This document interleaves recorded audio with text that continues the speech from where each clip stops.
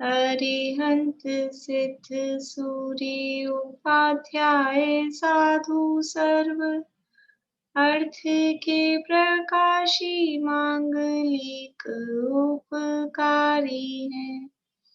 तिन्हको स्वरूप जान रागते भई जो भक्ति काय को नवाए स्तुति को जारी है।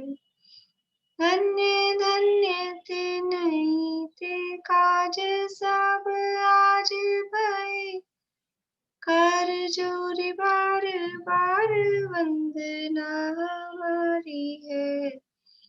मंगल कल्याण सुख ऐसो हम चाहत हैं। हो मेरी ऐसी दशा जैसी तुम धारी है। हो मेरी ऐसी दशा जैसी तुम धारी है। मंगलमय मंगल करण वीत राग विज्ञान नमो ताहि जाते भये अरहंतादि महान। करि मंगल करि हो महा ग्रंथ करन को काज जाते मिले समाज सब पावे निज पद राज। इस भव तरु का मूल एक जानहु मिथ्या भाव ताको करि निर्मूल अब करिए मोक्ष उपाय करिए मोक्ष उपाय। मोक्षार्थ प्रकाशक में 7वां अधिकार अपना चल रहा है और इसमें निश्चयाभासी का प्रकरण पूरा हो गया है। व्यवहाराभासी का प्रकरण हमने शुरू किया है। प्रश्न देखे आप लोगों ने? देख लिए। हाथ खड़ा करें किस किस ने देख लिए। 4-5 जने हो तो करें, नहीं तो फिर 1 2 3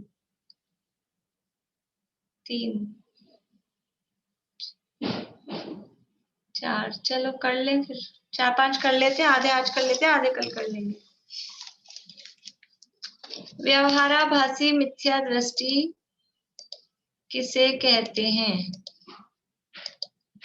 व्यवहाराभासी मिथ्या दृष्टि किसे कहते हैं? बोलिए आभा आंटी। व्यवहार का यथार्थ स्वरूप नहीं जानता है, बाहरी क्रिया को धर्म धारण करता है, उसे व्यवहाराभासी मिथ्या दृष्टि कहते हैं। जो व्यवहार का यथार्थ स्वरूप नहीं जानता है, मात्र बाहरी क्रियाओं को ही धर्म मानता है। ठीक है। इस प्रश्न का जवाब सब दे सकते हैं अपने शब्दों में। बोलिए प्रमिला जी। जिनागम में निश्चय और व्यवहार रूप वर्णन है, पर व्यवहाराभासी अपने अभिप्राय से जहाँ व्यवहार की मुख्यता से वर्णन है, जहाँ व्यवहार की मुख्यता से उपदेश है, उन क्रियाओं को करके स्वयं को ज्ञानी धर्मात्मा समझता है और उसी में धर्म मानकर संतुष्ट होता है। इन क्रियाओं में धर्म का आभास होना ही व्यवहाराभासी मिथ्या दृष्टि। ठीक है, बढ़िया। मनोरमा आंटी आप बोलेंगे?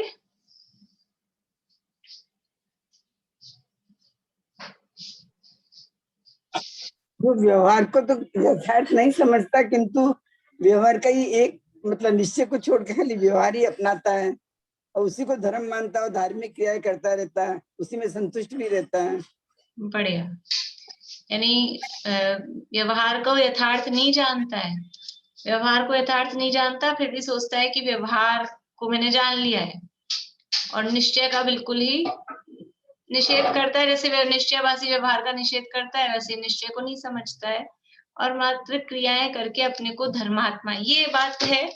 क्रियाएं करना मतलब यहाँ ये बात जरूर समझनी है, क्रियाएं करने से वो व्यवहाराभासी हो जाता है ऐसा नहीं है। वो पूजा करने लग गए, पाठ करने लग गए तो हम व्यवहाराभासी हो गए, ऐसा नहीं है। लेकिन वो क्रियाएं करके अपने आप को धर्मात्मा मानना कि मैं ज्ञानी धर्मात्मा हो गया, बस बहुत है, उसका नाम व्यवहाराभासी है। क्रियाएं तो होंगी, क्रियाओं का निषेध नहीं है। चलिए आगे, व्यवहार प्रवृत्ति का निषेध क्यों किया गया है? अनिता आंटी।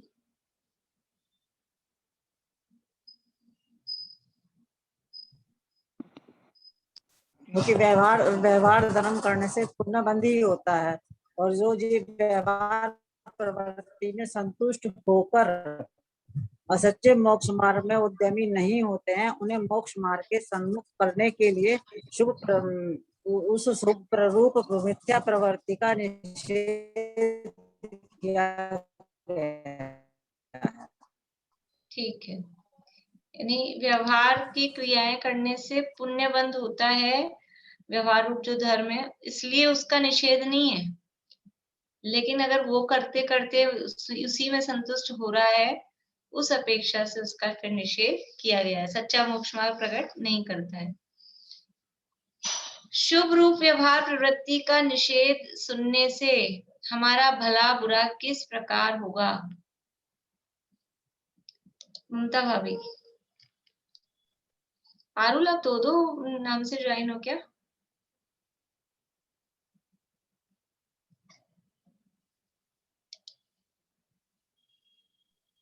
एक में आवाज नहीं आ रही एक्चुअली। अच्छा, नहीं मेरे को ऐसे लगा दूसरी कौन आ रही पारुल आज इसलिए। ठीक है, बोलिए ममता भाभी। यदि शुभ प्रवृत्ति छोड़ अशुभ में प्रवृत्ति करोगे तब तो तुम्हारा बुरा होगा, और यदि यथार्थ श्रद्धान करके मोक्ष मार्ग में प्रवर्तन करोगे तो तुम्हारा भला होगा। प्रश्न में हमारा था, आपने जवाब में तुम्हारा कर दिया। हमारा भला होगा। हाँ, ठीक है, बढ़िया। यानी शुभ रूप व्यवहार प्रवृत्ति का निषेध सुनकर यदि उसको बिल्कुल छोड़ ही देंगे और अशुभ में प्रवर्तन करेंगे तो बुरा होगा। लेकिन यदि उसका निषेध सुनकर यथार्थ धर्म को प्रकट करेंगे, उसका निषेध किस लिए किया गया है ये समझ में आएगा तो भला होगा। और बस निषेध सुनकर निषेध ही कर दिया तो बुरा ही होगा। उदाहरण दिया है यहाँ पर। व्यवहाराभासी जीव कितने प्रकार के होते हैं, नाम बताइए। सुनीता आंटी। व्यवहाराभासी जीव 4 प्रकार के होते हैं। कुल अपेक्षा धर्म धारक व्यवहाराभासी, परीक्षा रहित आज्ञानुसारी धर्म धारक व्यवहाराभासी, संसारिक प्रयोजनार्थ धर्म धारक व्यवहाराभासी, और धर्म बुद्धि से धर्म धारक व्यवहाराभासी। बढ़िया, 4 प्रकार के व्यवहाराभासी। बोलिए पारुल नाम। कुल अपेक्षा व्यवहाराभासी, परीक्षा रहित आज्ञानुसारी व्यवहाराभासी, संसारिक प्रयोजनार्थिक धर्म धारक व्यवहाराभासी, और धर्म बुद्धि से धर्म धारक व्यवहाराभासी। ठीक है, बढ़िया। कुल अपेक्षा धर्म धारक व्यवहाराभासी का संक्षेप में स्वरूप बताइए। नीचे नहीं देख के बोलना है। बोलिए ज्योति जी। मैंने लिखा ही था दीदी। ये जो कुल अपेक्षा है, जो कुल में जैसी प्रवृत्ति चली आ रही है वैसे ही धर्म को करते हैं, मतलब धर्म को धर्म मान के धर्म नहीं करते, खाली ऐसे बिकॉज कुल में जैसी रीति थी उसके उस वजह से ये वो धर्म को पालते रहते हैं। और ये उसी तरह से हो जाता है जैसे अन्य धर्मी वगैरह अपने धर्म का पालन करते हैं, और उसी तरह से फिर ये लोग भी अपना धर्म पालते हैं। ठीक है, यानी धर्म का यथार्थ स्वरूप नहीं समझते और कुल में जैसी प्रवृत्ति चली आ रही है उसी को धर्म मानकर उस प्रवृत्ति को करके उसी को समझते हैं कि हमने धर्म किया। ये कुल अपेक्षा धर्म धारक व्यवहाराभासी है। एक और ले लेते हैं, 145 तक हो जाएंगे। कुल अपेक्षा धर्म धारण करने के विरुद्ध पंडित जी ने क्या तर्क दिए हैं? बोलिए प्रमिला जी।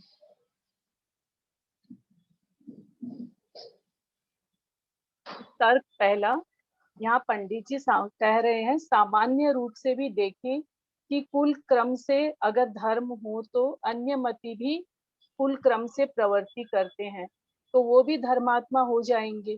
फिर अन्य में और जैन में क्या विशेषता रही? तर्क दूसरा, जिसका कुल चोर हो और वो चोरी करके पकड़ा जाए तो कुल क्रम जानकर उसको छोड़ते नहीं है, दंड देते हैं। तो यहाँ पंडित जी ने फटकार लगाई कि जब लोक में कुल क्रम से न्याय नहीं होता तो 3 लोक के नाथ के दरबार में क्या ऐसा न्याय संभव है?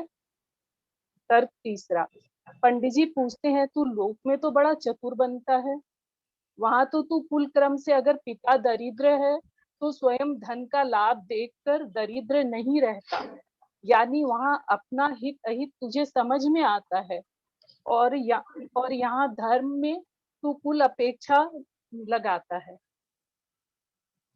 तर्क चौथा, लोक में कर्मों में भी ऐसा न्याय नहीं कि पिता नरक तो पुत्र भी नरक जाएगा, तो कुल अपेक्षा ऐसा हो तो पुत्र को भी नरक जाना चाहिए। इसलिए धर्म में कुल क्रम का कुछ भी प्रयोजन नहीं है। बढ़िया। 4 तर्क दिए हैं कि कुल क्रम के अनुसार धर्म नहीं होता, कुल क्रम के अनुसार न्याय व्यवस्था नहीं चलती, कुल क्रम के अनुसार यानी आर्थिक व्यवस्था नहीं चलती है कि गरीब गरीब रहे कि अमीर अमीर रहे, ऐसा वो कुल क्रम के अनुसार नहीं होता है। और स्वर्ग मोक्ष भी कुल क्रम के अनुसार नहीं होता है। बातें पूरी वही, उसमें मैं तो शॉर्ट में बोल रही हूँ, वो बराबर बहुत अच्छा बोला उन्होंने। तो कोई यानी हमारे कुल के सारे नरक गए हैं तो हम भी नरक जाएंगे, हमारे कुल के सारे मोक्ष गए तो हम भी मोक्ष जा रहे हैं, कि हमारे कुल के सारे स्वर्ग गए हैं। तो ये स्वर्ग नरक में मोक्ष में भी कुल परंपरा नहीं चलती, अमीरी गरीबी में भी कुल परंपरा नहीं चलती, इसमें कुल परंपरा नहीं चलती। तो दुनिया में नहीं चलती है तो यहाँ धर्म में ही कुल परंपरा लगा के धर्म का ही खाता है, ऐसा क्यों है कि बस आंख मीच के जो भी है उसको मान ले। इसलिए यहाँ पंडित जी ने इसके विरुद्ध तर्क दिए हैं। बढ़िया है। आगे कल कर लें या एक और ले लें? अभी कितने हुए? 3 6 हुए, एक और ले लेते हैं फिर 7 कल हो जाएंगे। यदि जिन धर्म में भी विषय कषाय के पोषण की बात मिले तो क्या करें? जिन धर्म में भी विषय कषाय के पोषण की बात मिले तो क्या करें?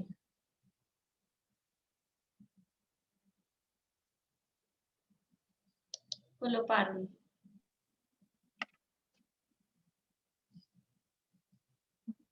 यदि जिन धर्म में भी विषय कषाय के पोषण की बात मिले तो उसमें अपनी उसका त्याग करना चाहिए और जिन आज्ञा जानकर उसका अनुसरण नहीं करना चाहिए तथा अपनी विवेक से सही गलत का निर्णय, परीक्षा करके सही गलत का निर्णय करना चाहिए। बढ़िया। जिन धर्म में भी यदि विषय कषाय के पोषण की बात मिले तो उसका त्याग करके जो जिन भगवान की आज्ञा है परीक्षा पूर्वक जिन भगवान की आज्ञा को ही शिरोधार्य करना चाहिए, उसी को मानना चाहिए। ऐसा नहीं कि जिन धर्म के नाम पे कुछ भी चल रहा है तो मान लिया जाए, उसके बराबर उसमें भी विषय कषाय का यदि पोषण हो रहा है तो उसका त्याग करना चाहिए। ठीक है, ये अपने हो गए 146 तक हो गए, आगे फिर कल कर लेंगे। बोलो भाभी, इससे पहले वाला जो क्वेश्चन था उसमें ये पॉइंट भी आएगा क्या? कुल धर्म के अनुसार यदि अपन व्यवहार करेंगे तो कुल यदि आचरण छोड़ देगा तो अपन भी छोड़ देंगे, या कुल कुछ विपरीत आचरण लेगा तो अपन भी लेंगे। ये लास्ट लाइन में 214 पेज की सबसे लास्ट लाइन। एक्चुअल में वो उसमें मतलब वो जैन धर्म में ही उसकी प्रवृत्ति है। इस पॉइंट को भी इसमें ले सकते हैं कि कुल अपेक्षा ही मानेंगे तो जैन धर्म भी यदि कुल अपेक्षा मान रहे हैं तो यदि कुलाचार जान के माना है तो सब उसको पाल रहे हैं तो हम भी पालेंगे, और हमारे कुल में सबने बदल दिया धर्म दूसरे धर्म को मानने लग गए, तो हमने क्योंकि बुद्धि से परख के उसको नहीं माना है, बस कुल अपेक्षा माना है, तो हम भी बदल जाएंगे। ये वाला पॉइंट भी इसको इसमें ले लेंगे, ठीक है, अच्छा अच्छा बात है। 5 पॉइंट हो जाएंगे, यानी कुल क्रम के अनुसार धर्म की प्रवृत्ति हो। फिर तो एक और पॉइंट हो जाएगा, जो भाई से करता है, जो भाई से करता है, कुल के भाई से धर्म करता है। वो कुल के वो इसी में मतलब समझ लीजिए उसको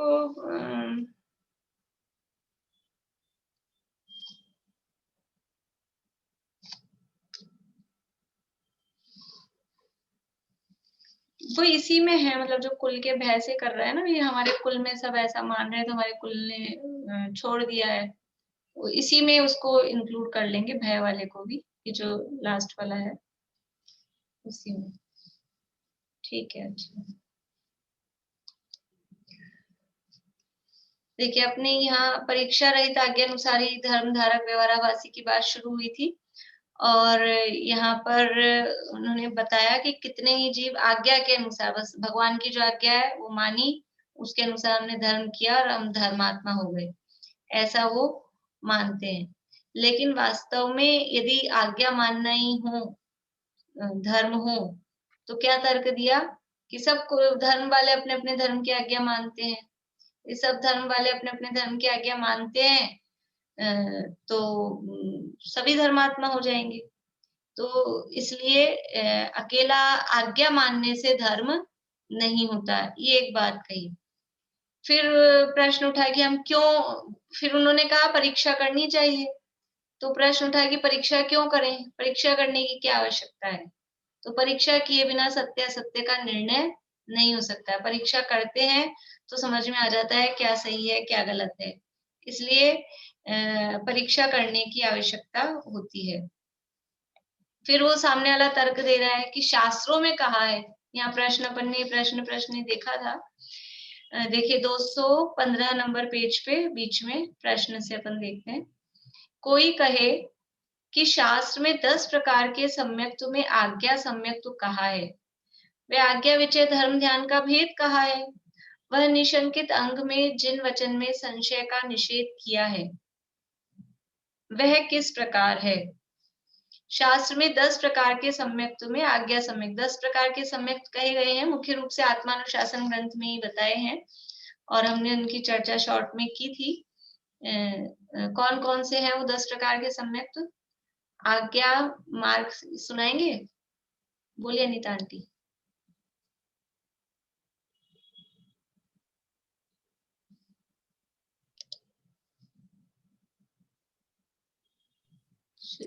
हाँ, आज्ञा सम्यक, मार्ग सम्यक, उपदेश सम्यक, सूत्र सम्यक और सूत्र सम्यक, संक्षेप सम्यक, विस्तार सम्यक, अर्थ सम्यक, अवगाढ़ सम्यक और परम अवगाढ़ सम्यक। एक छूट गया, वो 20 सम्यक। हाँ, 20 सम्यक, सूत्र सम्यक के बाद 20 सम्यक। हाँ, बहुत बढ़िया। 10 प्रकार के सम्यक तो शास्त्रों में कहे।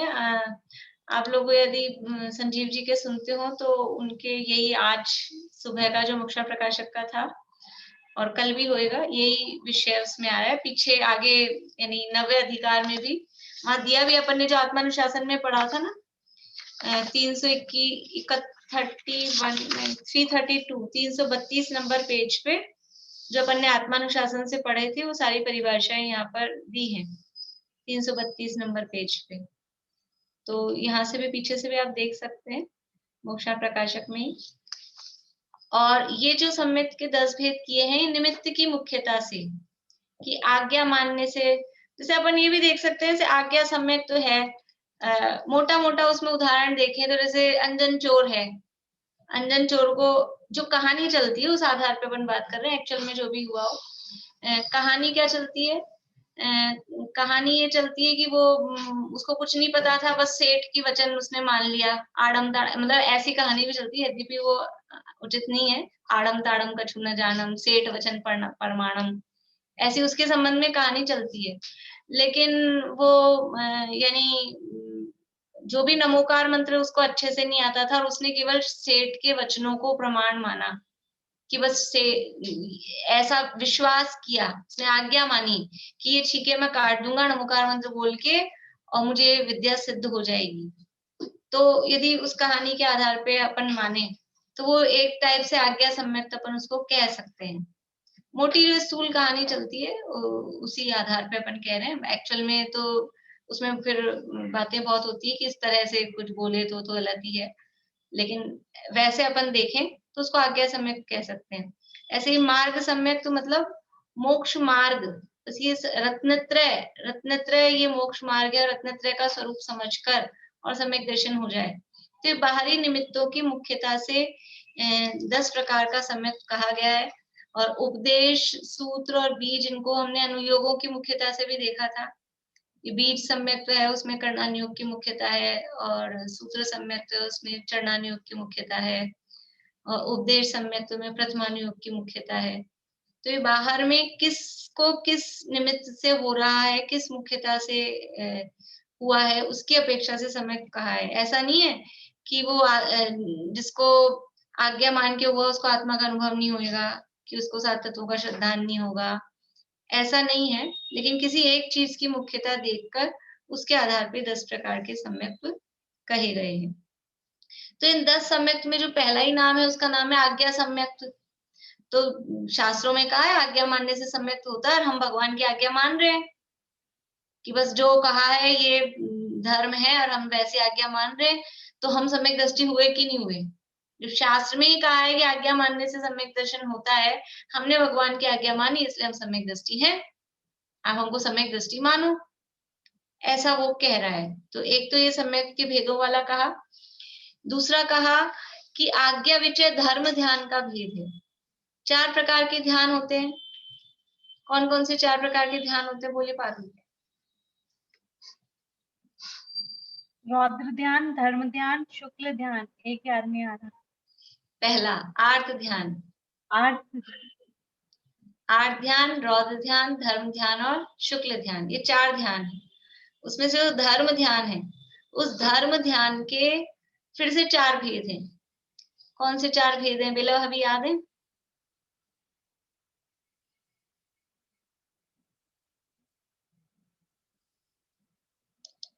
अरे वापस म्यूट हो गए आप।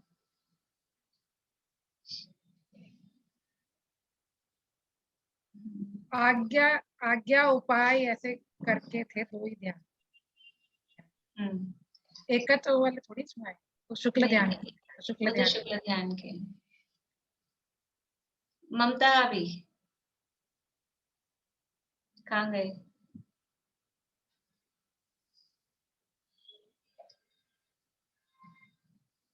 अनम्यूट करिए ममता अभी। आज्ञा विचय, उपाय विचय, संस्थान विचय और विपाक विचय। बढ़िया, बहुत बढ़िया। आज्ञा विचय, अपाय विचय, विपाक विचय और संस्थान विचय, ये 4 धर्म ध्यान के भेद हैं। तो उसमें भी पहला नाम आज्ञा विचय धर्म ध्यान। उसमें क्या होता है कि जैसी भगवान की आज्ञा है उस आज्ञा को सर्वोपरि मान के और उस आज्ञा के अनुसार वो चिंतन करना, वो आज्ञा विचय धर्म ध्यान। भगवान की आज्ञा को मानना, उसका भी यही स्वरूप है कि भगवान की आज्ञा को मानना, उसके अनुसार चिंतन ध्यान करना, वो आज्ञा विचय धर्म ध्यान है। जैसी जैसी भगवान ने देखो 3 अनुयोग है ना, 3 अनुयोग, 4 अनुयोगों में से 3 अनुयोग आज्ञा पे ही चलते हैं। प्रथमानुयोग में कौन परीक्षा कर सकता है? प्रथमानुयोग की परीक्षा कर सकते हैं कि वो जो भूतकाल में हो गए भरत चक्रवर्ती हुए थे, इनकी 96,000 रानियां थी, हम परीक्षा करेंगे, हम देख के आएंगे, तब मानेंगे कि 96,000 रानियां थी, उनकी 84 लाख पूर्व की आयु थी। तो हम तो ऐसे नहीं मानेंगे, कहा है आज्ञा से नहीं मानना है, तो हम मान के आएंगे, देख के आएंगे। तो कौन देख के आ सकता है? उनके एक कम 96,000 पुत्र थे। अभी ये इन बातों में प्रथमानुयोग, जो भी जितनी भी कहानियां 24 तीर्थंकर हुए, तो हम परीक्षा कर सकते हैं कि उसकी, वो हमको आज्ञा से ही मानना पड़ेगा कि ये 24 तीर्थंकर हुए थे, ये इतने 9 नारायण, 9 प्रति नारायण, 12 चक्रवर्ती, जितने भी प्रथमानुयोग में पुराण पुरुष हैं, जो भी रक्षाबंधन की जो कहानी हुई है, यशोधर्मन राज के गले में मरा हुआ सर्प डाला, जो भी बातें अपन ने प्रथमानुयोग में कहानियां पढ़ी, सतियों की कहानियां पढ़ी, वो सब क्या है, परीक्षा करके आएंगे हम। अंजना को देख कर आएंगे कि सीता को देख के आएंगे, छोड़ा था कि नहीं छोड़ा था जंगल में, कि वो सब आज्ञा से ही मान्य है। प्रथमानुयोग पूरा आज्ञा पे चलेगा। और चरणानुयोग, चरणानुयोग में कैसे करेंगे परीक्षा? आलू की एक वो सुई की नोक पे कितने जीव हैं कि यदि वो आंवले के बराबर हो जाए तो पूरे जम्बूद्वीप में नहीं समाये, तो हम परीक्षा करेंगे। कैसे परीक्षा करोगे? ये आज्ञा से ही मानना पड़ेगा। इतने सूक्ष्म जीव हैं, इतने बादल जीव हैं, और यहाँ जीव हैं, अनछने जल की बूंद में इतने जीव हैं, असंख्यात जीव हैं। ये परीक्षा करेंगे तो 36,450 निकलेंगे, असंख्यात नहीं निकल पाएंगे, परीक्षा नहीं कर सकते हैं। चरणानुयोग में कहाँ कैसे कैसे भक्ष्य है कि अभक्ष्य है, जीवों की उत्पत्ति हो रही है नहीं हो रही है, ये आज्ञा से ही मानना पड़ेगा। इसमें परीक्षा नहीं चलेगी चरणानुयोग में, हम परीक्षा करेंगे। कोई एक आध चीज है अपन करके अपने को दिख जाते हैं जीव, वो एक अलग बात है, बाकी वो तो हमको जो दिखते हैं वो बहुत स्थूल हैं, वो दिखते थोड़ी ना है, आज्ञा से मानना पड़ता है। और कर्णानुयोग में हम देख कर आएंगे 148 कर्म होते हैं कि नहीं होते हैं, हम देखेंगे पहले। ये वाला भाव करने से ये प्रदोष, निन्नवम, आश्चर्य, अंतराय, आसाधन, उपघात, इसे ज्ञानावरण आ रहा है, हम देखेंगे। आज हम किसी की से ईर्ष्या करेंगे, ज्ञानियों की निंदा करेंगे, फिर देखेंगे ज्ञानावरण आ रहा है कि नहीं आ रहा है। कर्णानुयोग में क्या कर सकेंगे? कितने कितने ये प्रकृति, प्रदेश, स्थिति, अनुभाग, जो भी है, 70 कोड़ा कोड़ी की स्थिति है कि 30 कोड़ा कोड़ी की स्थिति है, देख के आ सकते हैं क्या हम? ये सब भी हमको आज्ञा से ही मानना पड़ता है। 3 अनुयोग आज्ञा पे चलते हैं। अभी आगे इसी प्रकरण में आगे बताएंगे कहाँ परीक्षा होती है। परीक्षा केवल प्रयोजनभूत तत्वों के संबंध में होती है, वो द्रव्यानुयोग का प्रकरण है, केवल वहीं कर सकते हैं परीक्षा। इसके अलावा 3 अनुयोगों में आज्ञा से ही मानना पड़ेगा। तो शास्त्रों में ही कहा है कि आज्ञा मानो, आज्ञा विचय धर्म ध्यान में ये सारी चीजें जो आज्ञा से मानने कही है वो सारा विचार चिंतन होता है। तो शास्त्र में एक आज्ञा सम्यक कहा है, शास्त्रों में आज्ञा विचय धर्म ध्यान कहा है। और तीसरी चीज क्या कह रहे हैं? यदि आप हमको कह रहे हो कि आप जिन वचनों की परीक्षा करो ऐसे आज्ञा से मत मानो, तो हमको दोष नहीं लगेगा। हम जिन वच में, हमने तो ये पढ़ा है, जिन वच में शंका न धार, जिन भगवान के वचनों में शंका नहीं करना चाहिए। निशंकित अंग का धारी होता है सम्यक दृष्टि। हम तो शंका ही नहीं कर रहे, तो हमारे वो निशंकित अंग है, इसलिए हम सम्यक दृष्टि हैं, क्योंकि भगवान ने जो कहा है हम हाथ जोड़ के मान रहे हैं, ठीक है, हमारे कोई शंका नहीं हो रही। तो शास्त्रों में कहा है कि सम्यक दृष्टि निशंकित अंग का आधारी होता है। निशंकित अंग में जिन वचन में संशय का निषेध किया है, जिन वचन में संशय का निषेध, जिन वचन में यानी भगवान ने जो कहा है उसमें कोई संशय नहीं करना, ऐसा कहा गया है, तो हम तो निशंकित अंग के भी धारक हैं। हम आज्ञा विचय धर्म ध्यान को भी पालते हैं और हम आज्ञा सम्यक्त को भी मानते हैं, इसलिए हम तो जैसी आज्ञा है वैसा मान रहे हैं। तो हमारे सम्यक दर्शन में क्या दिक्कत है? ये प्रश्न समझ में आ गया? प्रश्न समझ में आ गया? 3 बातें शास्त्रों के आधार पर उसने दी हैं। 3 तर्क, कौन कौन से 3 तर्क हैं? एक आज्ञा सम्यक, एक आज्ञा विचय धर्म ध्यान और एक निशंकित अंग, जो जिनवाणी में कहा गया है। तो अब ये जो सब कहा है वह किस प्रकार है, अभी देखिए समाधान। पेज नंबर 215 ही है। शास्त्रों में कितने ही कथन तो ऐसे हैं जिनकी प्रत्यक्ष अनुमान आदि द्वारा परीक्षा कर सकते हैं, तथा कई कथन ऐसे हैं जो प्रत्यक्ष अनुमान आदि गोचर नहीं है, इसलिए आज्ञा ही से प्रमाण होते हैं। शास्त्रों में कितने ही कथन ऐसे हैं, कितने ही नहीं, हमने 3 अनुयोग देख लिए। यानी यदि हम परसेंटेज, यद्यपि ऐसा परसेंटेज नहीं है, लेकिन हम जिनवाणी में 4 अनुयोग में जिनवाणी है, तो हम परसेंटेज देखे 25-25%, तो 75% कथन वो तो हमको आज्ञा से ही मानने पड़ रहे हैं। तो इस पूरे के पूरे ही, इसके अलावा भी द्रव्यान योग में भी कुछ चीजें ऐसी होती हैं, हो सकती हैं कुछ परसेंट, जो हमको आज्ञा से मानना पड़ेगा। तो शास्त्रों में कितने ही कथन तो ऐसे हैं जिनकी प्रत्यक्ष और अनुमान आदि द्वारा परीक्षा कर सकते हैं, तथा कई कथन ऐसे हैं जो प्रत्यक्ष और अनुमान आदि गोचर नहीं है। उनका देखिए, ये थोड़ा सा न्याय का मतलब परीक्षा किस प्रकार से की जा सकती है, या अपन ऐसे कह सकते हैं परीक्षा के साधन क्या क्या होंगे, किस तरह से हम परीक्षा कर सकते हैं। तो यहाँ तो दो शब्द दिए हैं, प्रत्यक्ष और अनुमान, आगे लिख दिया आदि। लेकिन आदि में क्या आएगा, कोई बता सकता है? प्रत्यक्ष और अनुमान आदि कहा, बोलिए ममता अभी। तर्क, प्रत्यविज्ञान, बढ़िया बढ़िया। और एक और है बोलिए जो अनुमान तो आ गया इसमें, अनुमान का युक्ति से आगम। युक्ति आगम इसमें नहीं आएगा, क्योंकि आगम तो आज्ञा हो गई ना, तो वो तो आगम तो आज्ञा में आ गया। ठीक है, बढ़िया। हाँ, युक्ति मतलब तर्क, ठीक है। वो स्मृति, प्रतिविज्ञान, तर्क, अनुमान, वो जो सारी चीजें हैं ना, वो यानी कितने ही कथन ऐसे हैं जिनकी प्रत्यक्ष और अनुमान आदि द्वारा परीक्षा कर सकते हैं। तो एक तो होता है प्रत्यक्ष। प्रत्यक्ष मतलब सामने ही दिख रहा है, सामने जो दिख रहा है उसकी अपन परीक्षा कर सकते हैं, तो ये तो पहला हुआ प्रत्यक्ष। अब प्रत्यक्ष के बाद में क्या है, प्रत्यक्ष के बाद में आते हैं परोक्ष प्रमाण। ये प्रत्यक्ष तो सामने जो दिख रहा है, आंख से दिख रहा है अथवा ज्ञान से जाना जा रहा है, अभी आंख से वाली समझना आपने, तो वो प्रत्यक्ष है। फिर उसके बाद में क्या होगा, परोक्ष। परोक्ष में क्या क्या होता है, परोक्ष प्रमाण, यानी प्रमाण है वो दो तरह के हैं। दो तरह के प्रमाण कौन कौन से हैं, एक प्रत्यक्ष प्रमाण, एक परोक्ष प्रमाण। तो प्रत्यक्ष में तो प्रत्यक्ष हो गया, जो कि अपने को समझ लीजिए अभी इंद्रियों से प्रत्यक्ष है अथवा ज्ञान से प्रत्यक्ष है, वो प्रत्यक्ष।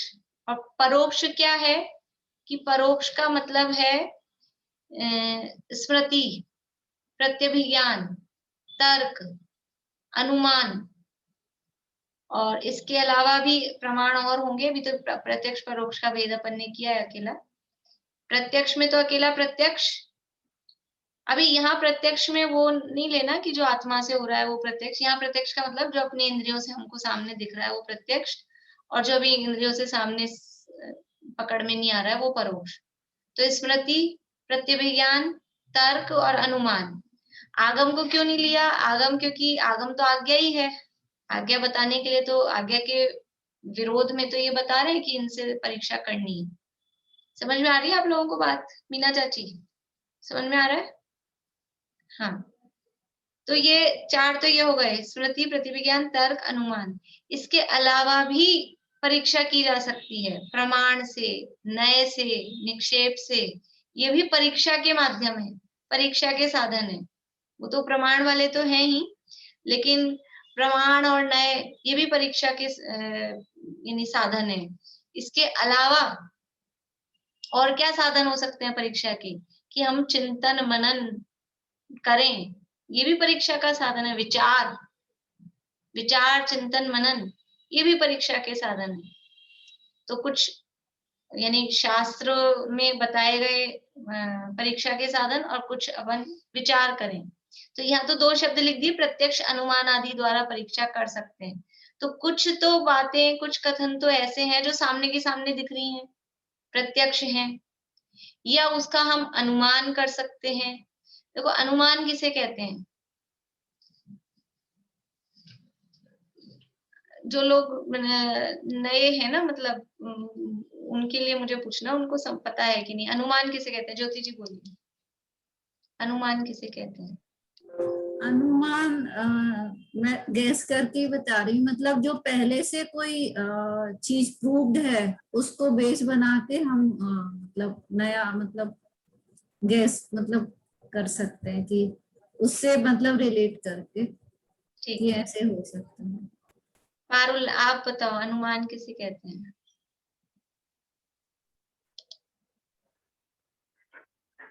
भाभी अपन जिसके बारे में थोड़ा थोड़ा जानते हैं उसका जैसा कुछ मिलता है तो अपन अनुमान लगाते हैं कि हाँ यही हो सकता है। जैसे बहुत पहले किसी को देखा हो, उसके पेरेंट्स से उसकी शक्ल मिल रही है तो अपन गैस कर लेते हैं ये उसका बेटा होगा। ठीक है, जैसे कि बोलिए भारती आंटी।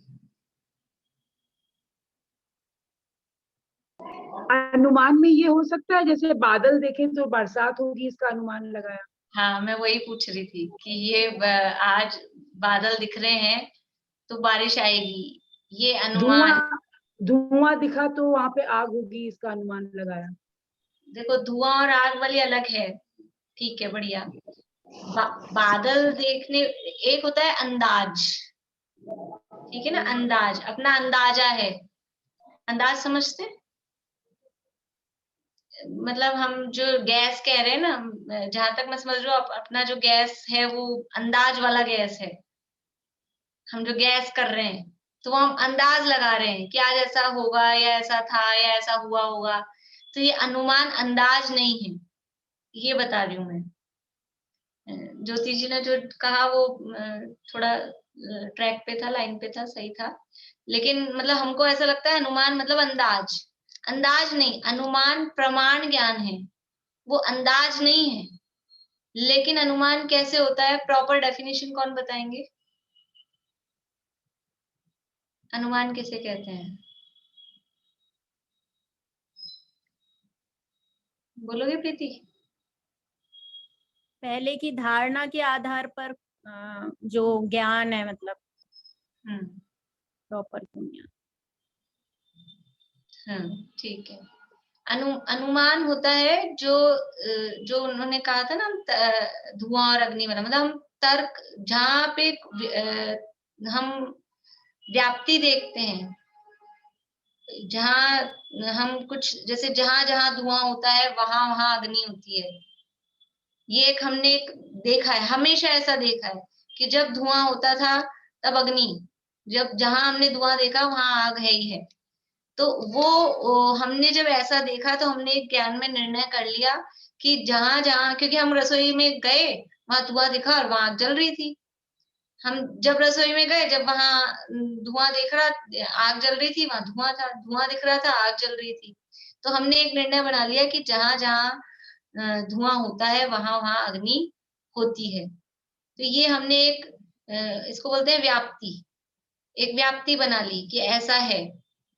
और ये व्याप्ति बना ली तो फिर अब जब हमको धुआं दिखा, कभी कहीं कहीं से धुआं, दूर से हम छत पे खड़े थे और दूर से धुआं आता हुआ दिखा, तो हमने क्या अनुमान लगाया कि वहां आग लगी है कहीं ना कहीं।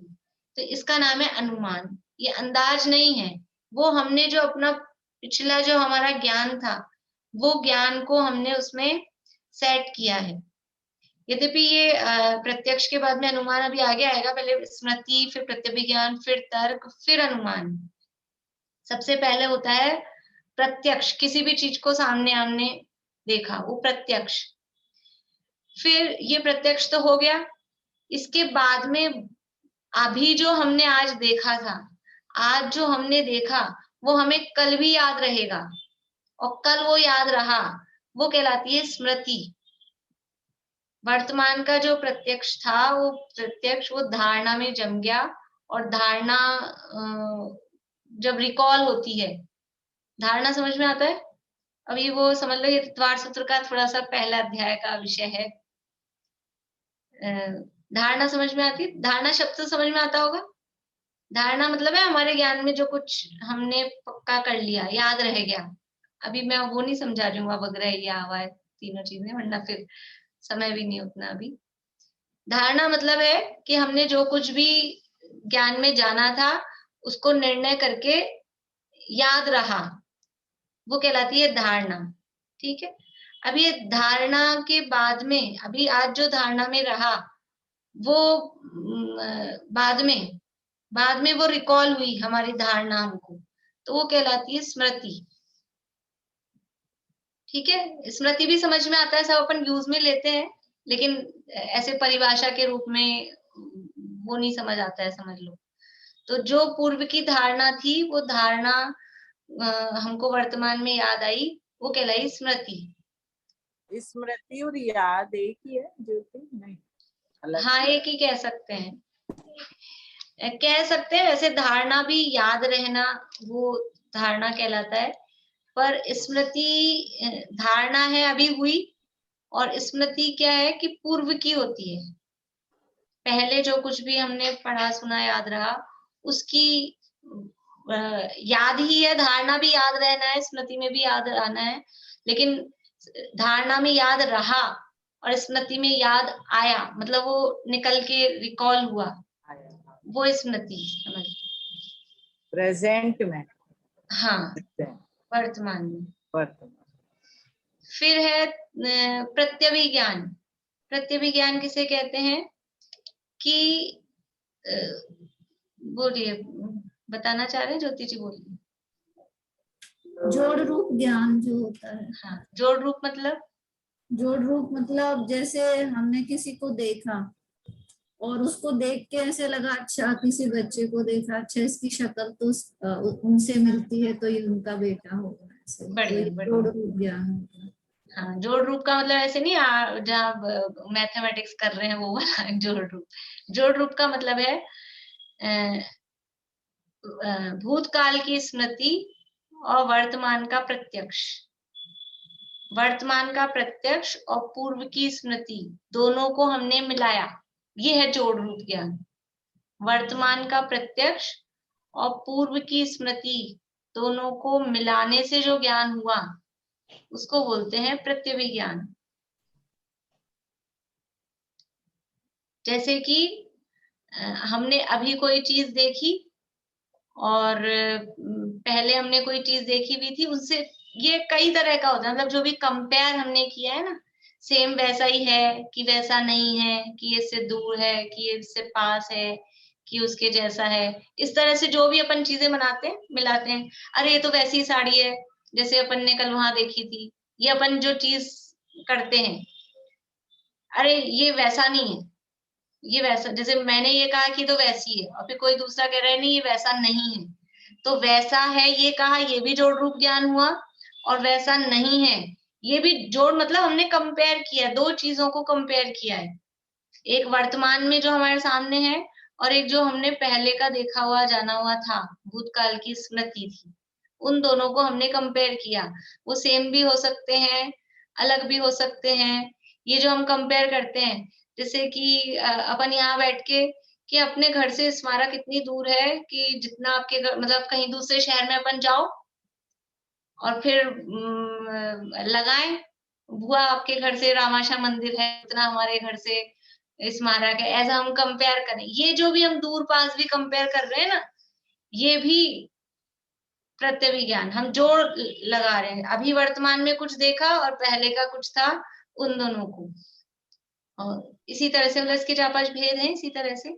या फिर अपने को देख के याद आ गई ये चीज, हम रोज ये अपन एक दूसरे को पहचान पाते हैं, आप मुझे पहचान जाते हो, हम 4-5 दिन बाद एक दूसरे को देख रहे हैं, तो हम ये जो एक पहचान रहे हैं ना, ये पारुल है, ये ज्योति जी है, ये मुना भाभी है, ये प्रीति है, ये जो हम पहचान रहे हैं, ये भी क्या है कि हमने पहले आपको देखा था और फिर वही शक्ल आज दिख रही है, तो हमने जोड़ मिलान किया है। तो ये ज्ञान भी जोड़ रूप ज्ञान है, ये भी प्रत्यभिज्ञान है। किसी का छाता देखकर अपन छाता लाए थे, बारिश आ रही थी और अपन तो भूल गए अपना छाता, और फिर किसी का छाता देख के रास्ते में, अरे अपन भी तो छाता लाए थे, तो उसका छाता देखा वर्तमान में प्रत्यक्ष, और फिर हमको अपना छाता याद आ गया।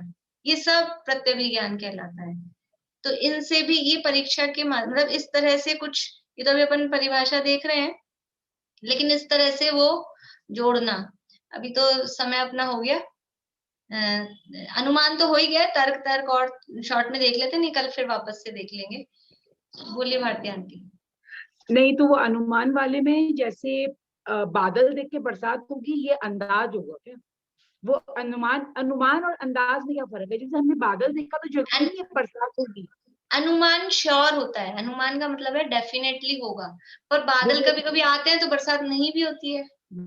वही ऐसा, जैसे ठंडी हवा आई है, ठंडी हवा आई, तो हम अनुमान लगाते हैं कहीं ना कहीं बारिश हुई है, या उधर शिमला में बर्फ गिर गई, दिल्ली में ठंड पड़ गई है या जयपुर में ठंड पड़ गई है तो शिमला में बर्फ गिर गई। तो वो अनुमान है, वो पक्का है, क्योंकि ऐसा होता है, ऐसा हुआ है। लेकिन अब बादल तो कभी आते हैं, बारिश नहीं भी होती, उड़ जाते हैं, ऐसे भी चले जाते हैं, तो वो अंदाज होता है। लेकिन व्यवहार से तो ऐसे बोलते हैं ना कि हाँ ये अनुमान मैंने लगा, मैं अनुमान लगा रही हूँ कि आज बारिश हो सकती है, ऐसे नहीं बोलते। तो वो पक्का नहीं है, वो प्रमाण नहीं है। ऐसे बहुत अनुमान अपन लगाते हैं, बहुत सारे अनुमान दिन भर में अपन लगाते हैं, पर अपने एग्जाम में कितने नंबर आएंगे, कितने नहीं आएंगे, कौन पास होगा, कौन फेल होगा, किसके क्या होगा, बहुत सारा, ये वो प्रमाण नहीं है, क्योंकि वो श्योर नहीं है। वो हम अपने बस ऐसे ही थोड़े बहुत कुछ अटकलों से, किसी, बहुत लोग इस तरह के करते हैं, यहाँ तिल है तो ऐसा होगा, यहाँ हुआ है, मतलब ऐसा वो लगाते हैं, लेकिन वो कोई श्योर नहीं होता है। ये सब अंदाज है, ये सब अंदाज में आएंगे, ये सब अंदाज है। जो पक्का होगा ना, ऐसा होने पर ऐसा होता ही है, वो अनुमान है, क्योंकि ये प्रमाण ज्ञान के भेद है। प्रमाण मतलब पक्का, सम्यक ज्ञान के भेद है प्रमाण। तो एक तर्क की और अभी बता देती हूँ, समय तो अपना काफी हो गया, इतना सा भी लिखना है तो लिख लीजिए बस। व्याप्ति के ज्ञान को तर्क कहते हैं। ये तर्क और अनुमान, ये दोनों जुड़े हुए से हैं, समझ लीजिए। तर्क पूर्वक ही अनुमान होता है, अनुमान पूर्वक ही तर्क, यानी अनुमान तर्क पूर्वक ही होता है। तो व्याप्ति के ज्ञान को तर्क कहते हैं। व्याप्ति का मतलब ये चीज, जहां जहां धुआं है वहां वहां अग्नि है, ये व्याप्ति बनाई हमने। जैसे किसी के साथ अभी जैसे पहले मैं ऐसा उदाहरण देती थी कि नीली गाड़ी देखी और समझ लिया कि ये आ गई, ज्योति जी आ गई, तो ये व्याप्ति नहीं है, लेकिन कभी बिना गाड़ी के भी आ जाते हैं, कभी किसी दूसरे साधन से भी आ जाते हैं। तो वो हमारा अंदाज होता है कि हमने, बहुत लोग ऐसे करते थे आदर्श नगर में कि उधर से गुजरे, आसपास तो सब रहते हैं, उधर से गुजरे 2-5 मिनट पहले और देखा अभी तो गाड़ी नहीं आई, तो सोचा अभी तो आए नहीं, अपन एक काम निपटा जाते हैं, कुछ छोटा मोटा काम होता है आसपास का, वो करने चल जाते हैं, और मैं गाड़ी नहीं लेके गई उस दिन। तो क्या हुआ, तो ये व्याप्ति नहीं है, वो अंदाज होता है कि गाड़ी नहीं आई, इसका मतलब ये भी नहीं आई, और गाड़ी आ गई तो ये आ गए। पर ये कभी गाड़ी कोई और भी, ऐसा थोड़ी ना घर में गाड़ी में अकेली, कभी कोई और दूसरा किसी काम से वो गाड़ी ले गया और गाड़ी वहां खड़ी दिखी तो समझेंगे कि ये आ गई, तो ऐसा नहीं है। तो ये व्याप्ति नहीं है। लेकिन जहां जहां धुआं होगा वहां वहां अग्नि होगी ही होगी, ऐसा नहीं हो सकता बिना अग्नि के धुआं नहीं होता, बिना धुएं की अग्नि तो होती है, लेकिन बिना अग्नि के धुआं नहीं होता। बिना धुएं की अग्नि कहाँ होती है, ये आप लोग कल खोज के लाना, जिनको पता है वो अभी। इंडक्शन में भी होती है, गैस में भी होती है। तो बिना मैं ये बोलने ही वाली थी आपको एकदम से, और आपने बोल ही दिया। मतलब अग्नि के साथ धुआं नहीं होता, पर धुएं के साथ अग्नि होती है जरूर। धुएं, जहां जहां धुआं नहीं होगा बिना अग्नि के, धुआं होगा तो अग्नि है ही है। तो ये व्याप्ति कहलाती है। तो व्याप्ति के ज्ञान को तर्क कहते हैं। ये हमने तर्क लगाया है, ये लॉजिक, तर्क को अपन अपनी भाषा में कहते हैं लॉजिक, ये लॉजिक है। और करेंगे कल अपन थोड़ी सी चर्चा। बोलिए भारती। और कोई एग्जाम्पल है, मतलब सोचे कल हम लोग और आप लोग सोच के आना। वैसे शास्त्रों में ये एक ही परफेक्ट एग्जाम्पल मिलता है, और वो ठंडी हवा वाला जो मैंने आपको बताया। और मिट्टी की खुशबू वाला, मिट्टी की खुशबू आ रही है तो भाई बारिश हुई है कहीं, ऐसा अब उसमें हाँ वही है कि किसी ने छिड़काव कर दिया हो यूं ही। तो बोलो पार्वती। भाभी अनुमान की भी परिभाषा लिखा दीजिए। अब कल लिखवाऊंगी, अभी समय बहुत हो गया। ये क्लास में क्या दूसरी चालू होती है ना इसमें, तो फिर थोड़ा सा वो।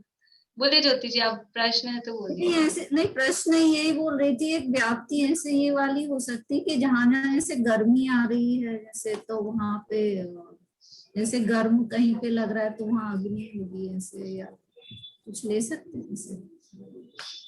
वो गर्म तो एक्चुअल में तो वो अग्नि मतलब सूर्य के ताप से ही है, तो वो अग्नि का ही वो है, लेकिन वो धुआं के साथ ही बनाई जाती है। हाँ, और ये उल्टी नहीं लगती ना, व्याप्ति हमेशा ऐसी ही लगेगी, धुआं है तो अग्नि है, पर अग्नि है तो धुआं हो ही हो, ये नहीं लगेगी।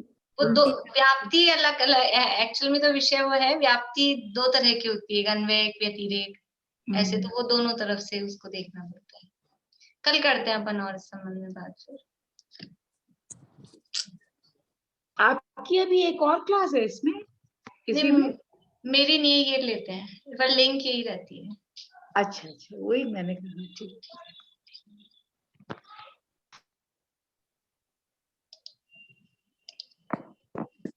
दोपहर की क्लासेस कल से चालू होंगी बराबर।